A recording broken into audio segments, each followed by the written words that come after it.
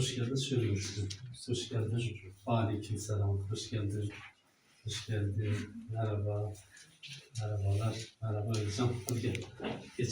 Allahümme salli ala seyyidina Muhammedin nebiyyil ümmi ve ala alihi ve sahbihi ve sellim.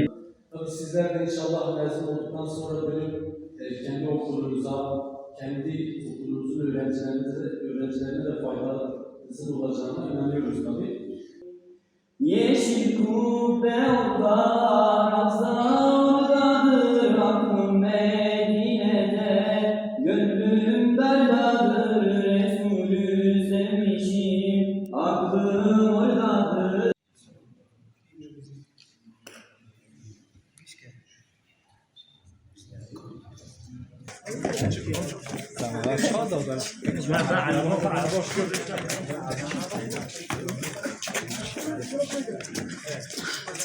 Ağrı Önder İmam Hatipliler Derneği olarak yönetim kurulumuzca aldığımız bir kararla Necip Fazıl Kısakürek İmam Hatip Lisemizin pansiyonunda kalan bütün öğrencilerimizi evlerimize davet ettik. Davetten sonra teravih namazını kıldık ve öğrencilerimize birer kitap hediye ederek hasbihal edip tekrar pansiyona teslim ettik. Bu projede bize bu heyecanı yaşatan öğrencilerimize teşekkür ederiz. Biz büyük bir aileyiz.